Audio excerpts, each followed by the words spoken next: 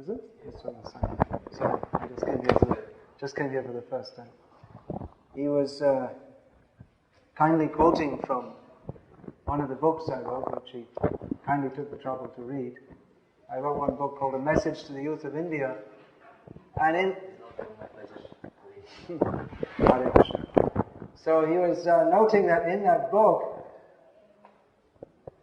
I'd made a comment that superficially India got independence from the British, but actually the modern Indians are more slaves of the Western mentality, more Western than the Westerners.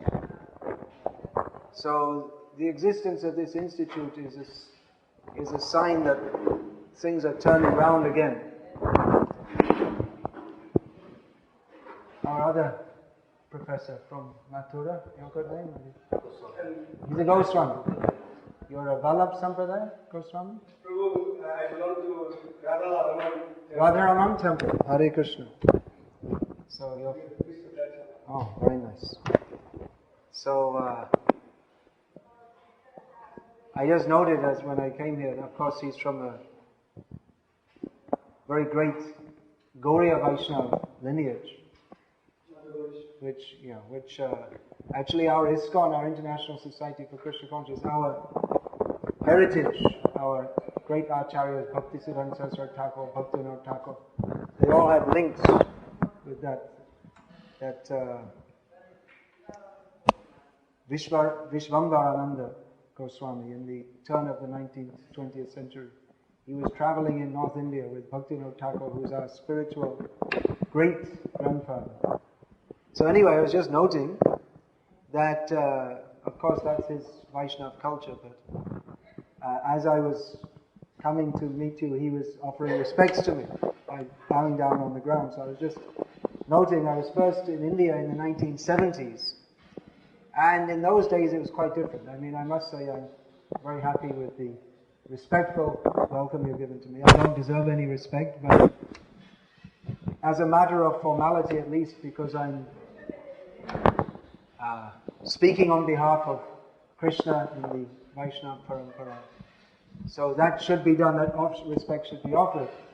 But when I was first traveling in India in the 1970s, then it was quite different actually, because that generation, they were mostly, it was like a fashion to be very disrespectful to sadhus. So times have changed.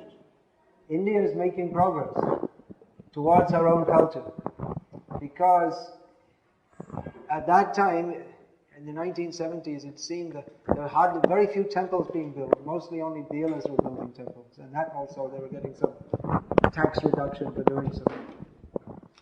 And at that time, it seemed that most young Hindus, they wouldn't like to be seen going to a temple. So times have changed. And now, like I say, this Ayurvedic college, it's a symbol that India herself is taking more pride in her culture than she was previously. So Ayurveda, you're studying Ayurveda, and of course that's the science of life. It's primarily concerned with the body, maintenance of and curing of diseases of the body. But ultimately, of course, Ayurveda has no meaning without understanding the spiritual background, because there's no meaning to maintaining the body unless the body is used for a useful purpose. Just like if there's some old Jeep and it's broken down, there's no use to mend it unless you have some purpose to use it. If you're not going anywhere, then why bother to mend the Jeep? You need the Jeep to go somewhere. So in the same way, this body, what is the purpose of maintaining it? Why be healthy? So you may say, well, the obvious answer might seem to be that, well, it's no fun being sick. It's a cause of great discomfort. So that's true, but over and above that, why should we be healthy? What is the purpose? Now we see that most people live their lives without any, especially in the modern age, people they lead their lives apparently without any real purpose. If you ask them, they'll say, well, my purpose is to have a good career, be successful, get lots of money. Maybe the immediate goal of many young people might be to go to America. So these kind of purposes in mind, which are not very meaningful actually, because if you have a good career, then what is that so-called good career? In itself, it's not very meaningful. To have a list of letters after your name and to be recognized by a few people, it's not very meaningful. This human form of life that is recommended, Athato Brahma Jignasa in Vedanta Sutra. The beginning of Vedanta Sutra is, now that we got the human form of life, we should inquire into the absolute truth. Because if we consider what is our situation, we want to be a success, right? Who's a success? Well, I guess our Mr. Vajpayee in Delhi. Of course, there's so many Vajpayis. I'm talking about the Prime Minister. You could say he's a success. It took him all his life to get there. And, probably he's not going to be with us very long. You could say he's a success, and then George Bush, number 1 and number 2, their successes, they gained a big position. But after all, what is the use of this big position? If you see in the ant heap, the queen ant has got a very big position among all the ants, but we don't take the ants very seriously, because to us they're only ants. So in the same way, if you become a George Bush or a Prime Minister, or the President Abdul Kalam, or whatever you become, it may seem a big position, but actually intrinsically it's no more important than that of being a queen ant or a queen bee. We become big, so-called big, for a very short time, and in a very small pond. You become a big fish in a small pond. This Earth planet, after all, it's a tiny little ball in one huge universe. In the Vedic literatures we understand that there are so many universes. This is only one universe. So our dreams to be big, or to have a successful life, or even to have a so-called happy life, to have enough money and a family, and these are all a very small way of thinking. Our life, after all, it's so short. Even if in Ayurveda we should think, what is our ayu, how long we should live. But even if you live, thanks to Munial medicines, thanks to performing yogic practices, even if you live to be 100 or 150, most of us can't expect to live that long, but some people may live that long. Did anyone go to Kumbh Mela? Any of you visited Kumbh Mela? No one? You visited. So you'll see there some yogis, they come down from the Himalayas, and their jata, it goes down to their ankles and to a few meters behind even. So it must have taken them a long time to grow that hair, right? Maybe 100 years to grow such long hair. So the length of their jata, that becomes a status symbol for yogis, to show how old they are. So even if you live, some of these yogis, they must have been living for 200 years or 300 years. Normally you can't do that. But by yoga practice you can do it. But even if you live for 200 or 300 years, then that is also just a blip in time. It's a very short period. So we should consider actually what is the purpose of our life. Now you're studying how to help people to live Niramaya. Actually, that's only in the slok. It's said like that, because everyone is samai. Everyone has got some disease. Sharira vyadhi mandiram. The very body. There are so many diseases latent, just waiting to come out. You should know. You're studying Ayurveda. Or actually, just if you're a human being, you can understand, because everyone has so many diseases. This human body is so amazing, it's so complex, that even a tiny little part of the body can cause so much pain. If you get toothache, if you get this abscess behind the tooth, so painful. Or if you get an ingrowing nail, just a tiny little thing, so painful. His body is full of distress, full of disease.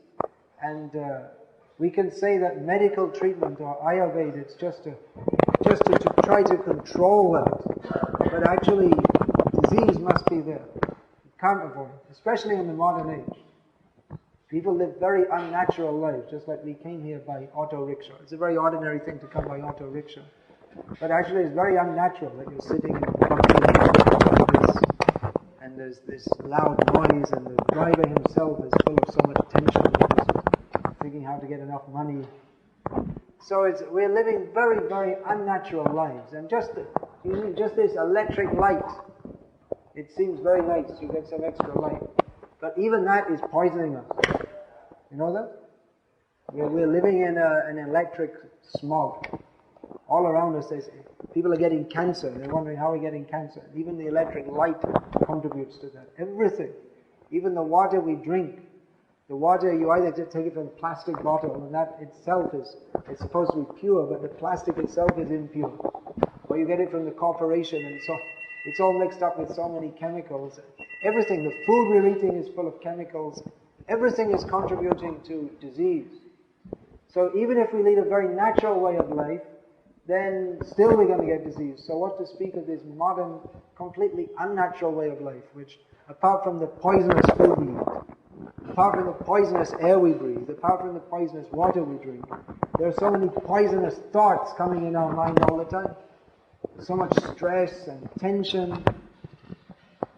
Kam, Krodh, Lobh, Moha, Mada, Matsarya, all these we're supposed to avoid, but modern society is promoting Kam, Krodh, especially Kam, Krodh and Lobh.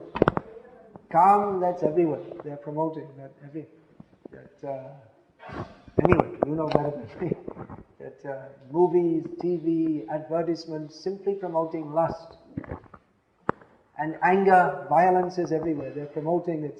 TV is promoting, cinema is promoting, and how it's good to have a big strong body and walk up to someone and punch them in the face. And Lobh is being promoted. Buy this, buy that, get more money, show off your prestige, wear some designer jeans, wear some designer sunglasses, even in the winter when there's not a strong sun, because you have to show I'm wearing Ray-Ban sunglasses. And show that you have a very expensive watch. Make sure everyone sees it. So promoting greed, that you should have so many fancy Seiko watch or a Rolex watch and Levi jeans, show off. Then you become greedy. I have to get money to show all these things. It's no use just to have a Maruti car. I have to have a Cielo or something like this. So in this way, lust, anger and greed are being promoted. So this creates poison actually in the consciousness. And that itself leads to so many diseases. Poisoned consciousness. So many diseases are going to come. So Ayurveda, we can say that is just to try to manage, to try to keep it under control. But by nature, there is disease in material life. Actually, you are quoting that this very body is a symptom of disease. What is that disease? Bhavarog. Bhavarog means the disease of getting born. Getting born itself is a disease. What is the disease? The disease is that we are in material consciousness. This is the first psychosymptomatic disease, is the body itself.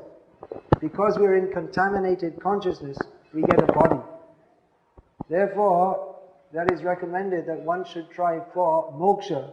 Moksha means that your consciousness becomes purified and then you don't get any body. No more material body. So this is the purpose of the Krishna conscious movement actually. To bring the dynamic spiritual understanding to all fields of study. But Ayurveda actually needs this. Ayurveda without this spiritual understanding, Ayurveda is nothing. Without understanding that the body is only the tabernacle of the soul, and ultimately the soul is more important than the body. That is required to be understood. And even from a practical point of view of treatment, that if doctors, if they tell their patients that whatever you're doing, whatever your disease may be, that you have to take up spiritual life. Actually, the doctors should be gurus. They should instruct people that the cause of all your problems, actually, it may be your eating habits, it may be your lifestyle, it may be your drinking habit, whatever it may be. But the ultimate cause of all our diseases is lack of knowledge of our spiritual existence. So really the doctor should instruct everyone that you require, as a human being, as a jiva-atma who's got a human body, you require to take up spiritual practices, without which your human life is completely meaningless. Human life we get, labdva sudurlabhamidam bahusam bhavante, manushyam arthadam anityam api hadhira. In the Bhagavatam, Krishna says that this human form of life is attained after many, many, many births. So having got it, we should use it properly.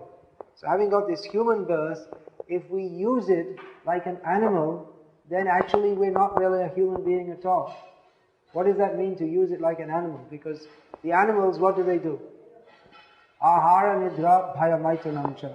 The animals are eating, sleeping, fearing and having sex. That is animal life. So in human life, if we're only eating, sleeping, having sex and fearing others, then we're not human beings. Then we are narapashu. We have a human body but animal-like consciousness.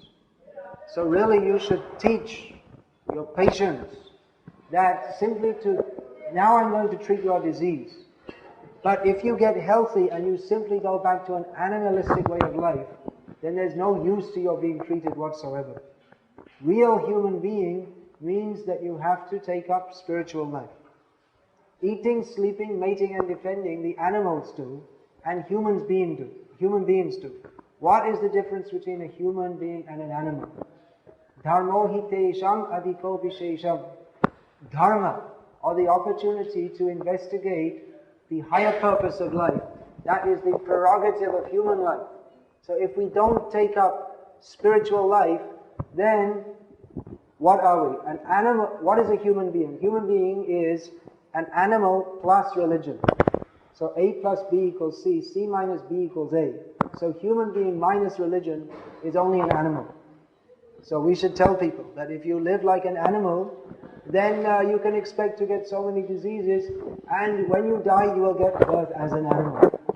So the very least you can tell your patients is, don't be an animal in this life, don't live like an animal in this life, because if you do, you'll have to become an animal in the next life. And in this way your human life is spoiled. What is the purpose of life? We should understand. The purpose of life, the purpose of having this body, is to get free from getting other bodies. We want to have a very healthy body. But ultimately, what is the use of having a healthy body? Anyway, it's going to die. Whether you make it healthy by exercises, by yoga, by medicine, anyway, it's going to die. So Ayurveda or allopathy or homeopathy or naturopathy or whatever system, whatever it is, it's only a stopgap measure. Because anyway the body is going to die. So then we may say, why bother to treat the body at all? Actually, there's no use to treat the body. There's no use to having a healthy body unless you use the body in a proper manner. Just like there's no use to having a vehicle unless you use it for some useful purpose. The vehicle, it's simply to have a nice car that has no particular meaning. You have to know where you're going. So in the same way, we have this human form of life. We should know that the purpose of this human form of life is that in this human life we have sufficient intelligence by the grace of God to consider what is the purpose of this life. And understanding the purpose of life is to get free from birth and death. In this way we should use the body. So then the next question comes, then well, how do you get free from birth and death? First of all, we should understand what is the need. The need to be free from birth and death. That there's no use to living a healthy life. if you're simply living for the sake of animalistic sense gratification, there's no use. So, human life is meant for self-realization. This we should understand. To understand actually who I am. Am I this body or am I something else? Usually if I ask you, who are you? What will you answer? Who are you? Can you answer? You should be able to answer. Who are you? Who are you? What is your name? Antabret Singh. So Singh, that means you would be identified with Kshatriya caste from North India, presumably. Alright, so now, please sit down. So now we have understood that you are Mr. Singh from North India. This much you've understood. And you can also say, I am a student of Ayurveda. But is that really you? How old are you? 20, okay. So you're 20 years old. Then we may ask, where were you 25 years ago?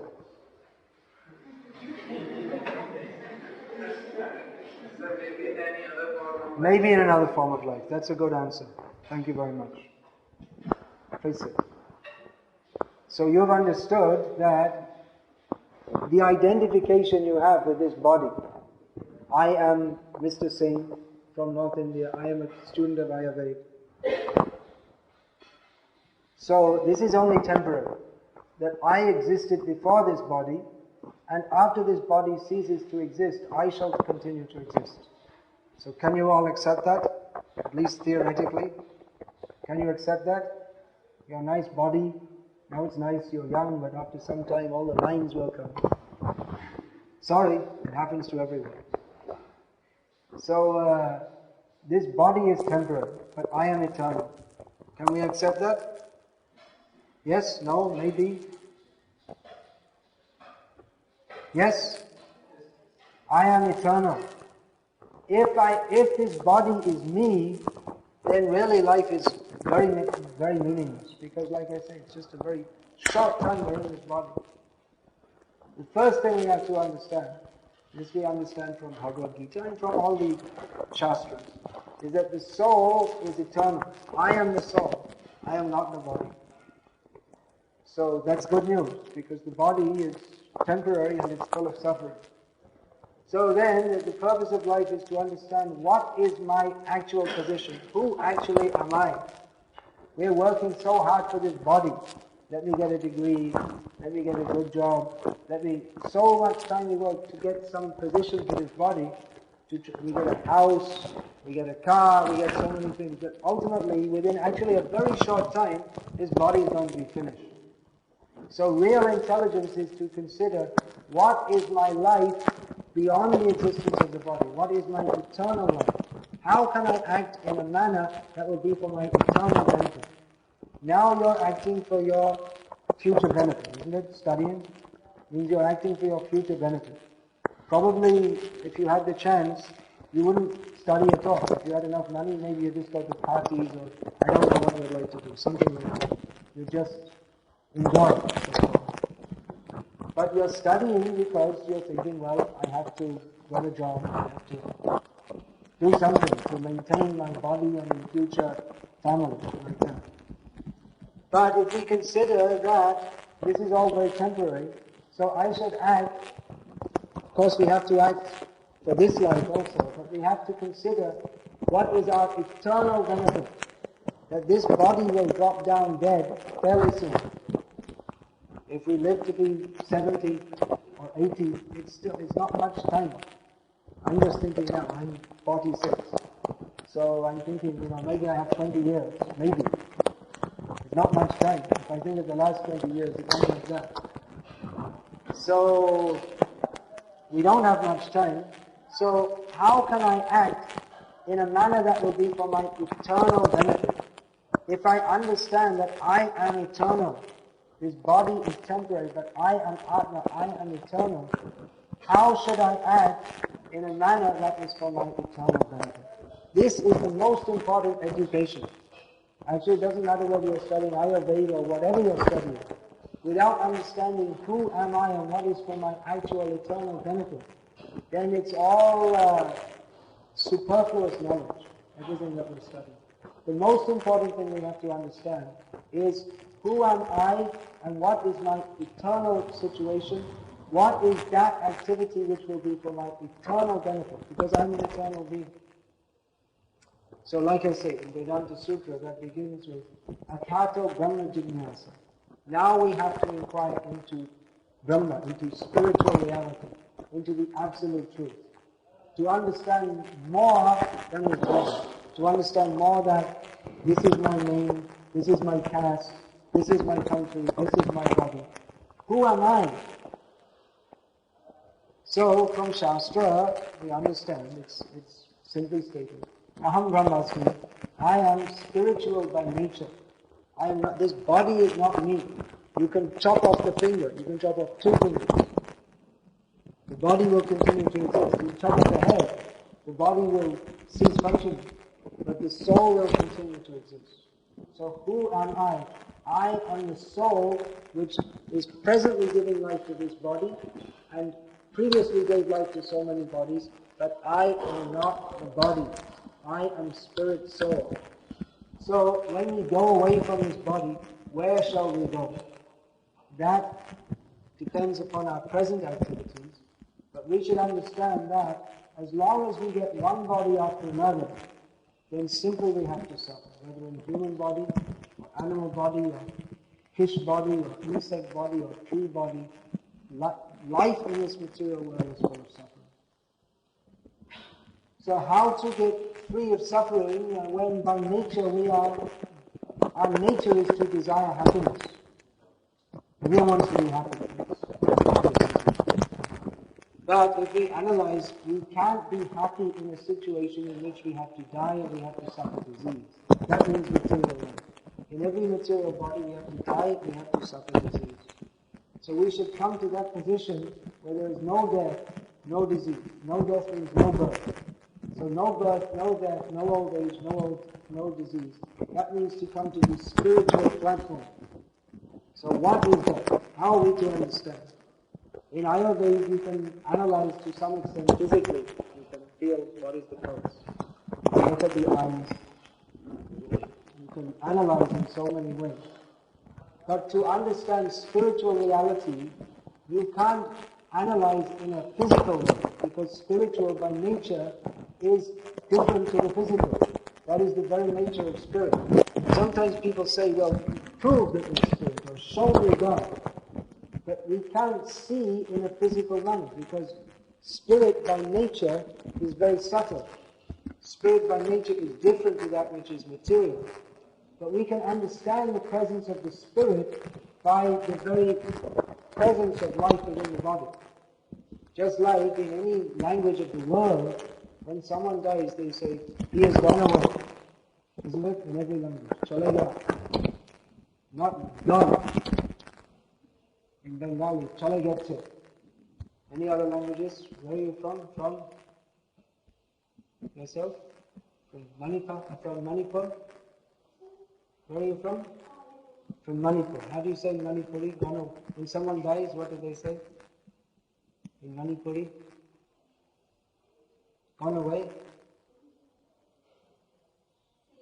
Sila means gone away. In every language. You see, it's different to other Indian languages. So in every language of the world, when someone dies, they say gone away. So who went where? If someone is crying, oh, my father died, you say, he's there? He's lying there? No, he's gone away. He's not gone away, he's there. No, he's gone away. Then who went away? If the body is lying there, then who went away? All the life, you were thinking, this is my father, but now you're saying he's gone away. It's the same body. So just that we say he has gone away, this means that intuitively we all understand that there's a soul in the body which goes away from the death, isn't it? So practically all over the world, in every language, it's accepted that there is a soul which goes away. It It also means that when the father goes away, if we think that the body is the father, that means we never actually knew him. We were thinking this body is my father, or that body is my father, but we never actually knew who he was. So to understand this spiritual science of who actually we are, we have to adopt a spiritual methodology. Just like in Ayurveda, there's a certain technique to study, isn't it? It's different to Western medicine. It's a different approach altogether. Absolutely different. You're studying the same thing. You're studying the body, sickness, and how to cure it. But it's a completely different approach. In Western medicine, there's no such concept of kapha vaya. There's no, it doesn't mean anything. They just see what's the condition and give an injection. That's all. They don't, it's symptomatic treatment. They don't try to see what is the root cause. So it's a completely different approach. So in the same way, to understand what is spiritual life, we have to adopt the right methodology. We have to take the proper process. So the process to understand spiritual knowledge is, of course there are different systems, beginning with jnana and yoga, but as Lord Krishna states in Bhagavad Gita, Raja Vidya, Raja Yoga, Pavitra Midamutana, that this process of bhakti yoga, this is the topmost method of spiritual realization. So to understand who we are as spiritual living beings, one has to study from a guru. That is the system in any Vedic system of knowledge. Of course now, Ayurveda is done in a college like this. But traditionally you have to go to a guru. It's institutionalized now. But the system is you study and the guru guides you. But how does he guide you? According to Shastra. You have to, Ayurveda, now they're making medicines like this, like Broncovin and Manipal. So these are, you can say, modern kinds of Ayurvedic medicines, but they're all, ultimately it's all based on Charak. You have to follow what is given in Shastra. So in the same way, to understand what is spiritual knowledge, you have to take knowledge from Shastra. Shastra means that knowledge which is given by rishis, that is considered a Paurushaya. That is knowledge not given by any normal human being, but knowledge given by God directly. So this knowledge of Bhagavad Gita, this much we accept, that there is God, there is the Supreme Being, and He gives us knowledge, and if we follow the process of studying from Guru, the Guru teaches according to Shastra, then we can understand what is spiritual life, who am I, and how we can get free from birth and death. And actually all the original Indian culture, of which Ayurveda is a part, was based on this. How to get free from birth and death, by understanding my spiritual nature. So like I said, there are different processes for understanding the spiritual nature, which jnana, yoga, and bhakti, these are the three principal processes. But as Krishna states in Bhagavad Gita, bhakti is the supreme method for understanding spiritual life, because bhakti links us directly with Krishna, who is the supreme spiritual living being, who is even they're praising Dhanvantari. But of course, he's also mentioned as Vishnu avatar. So that Lord Vishnu, out of his kindness, comes as Dhanvantari to give this knowledge to human society, how to live a relatively healthy life. For what purpose? So that we can cultivate knowledge of Krishna. When we say Krishna, we mean Vishnu. Vishnu, of course, that's another controversy, but at least from Bhagavad Gita and Srimad Bhagavatam, we understand that the source of all Vishnu forms is Krishna, who is the supreme spiritual living being, or in modern English terms we can say God, Bhagavan. So he is the supreme personality of Godhead, supreme living being, the worship of whom, the service of whom, devotion to whom is the very meaning of life. That is our very intrinsic nature. That we, aham brahmasmi, I am living, I am a jivatma, I am spiritual by nature. But what is our spiritual nature? What do we do as spiritual living beings? In this material world, we eat, we sleep, we fight, we have sex, we have wrongdoing, and so many things. what do we do in spiritual nature? What do we do in the liberated position? So from Shastra we understand that in the liberated position, we reside in Vaikuntha or in Golok Vrindavan and serve Krishna eternally. And that service in itself is full of the topmost transcendental happiness. Just like we find here in Manipal, it's very popular. There's always some party going on, isn't there? Party after party, day and night practically. This is party land. So that's what's going on in the spiritual world. It's called Nitya Mahotsav. There's an eternal party going on. But there's no hangovers. There's no exams the next day. There it is Ananda Chinmaya Rasa. Everything there is of totally pure spiritual existence. In this material world, we go to a party and everyone's trying to impress everyone else. Who's wearing a fancy shirt, and who can tell the best jokes and all this kind of thing. But there's no such competition in the spiritual world, because everything is centered on Krishna, who is the supreme, lovable, enjoyable person, and very happy life Krishna is leading. Simply joking, dancing, not irresponsible. He's also Vishnu, he's living out in the world also. But in his playful aspect, he is Krishna, and he is Radharani. He's enjoying with Radharani. But that enjoyment with Radharani, that's not like this material enjoyment, boy girl, which so often ends in divorce and abortion and so many bad things. But that is Ananda Chinmaya Rasa, that is Chinmaya Rasa, that is of the spiritual nature. There is no disappointment. In the Leela of Radha and Krishna, there is no disappointment. It is simply full of all pleasure, and the spiritual pleasure, never ending, ever increasing. So the aspiration of the pure devotee, the devotee of Krishna, is to join that Leela to serve Radha and Krishna. In this material world, no one wants to be a servant. To be a servant is considered not a very good position, but to be a servant of Krishna, that is the position of topmost spiritual bliss. So that is the ultimate goal of life. So many people may come and say, well, the goal of life is this or that or the other. But at least as much as we have understood from the Vaishnava Parampara, from all these Shastras, the ultimate goal of life is to understand Krishna, who is the Supreme Personality of Godhead, in his topmost enjoying mode. Everyone wants to enjoy. Real enjoyment is with Krishna in the spiritual world. So the purpose of life, or the purpose of having a healthy body, is not simply to be healthy for its own sake, but so that we can cultivate our original consciousness, Krishna consciousness. We can cultivate this understanding that I am the eternal servant of Krishna, who is the supreme, blissful enjoyer. I'm meant to be with Krishna. I'm meant to be eternally happy.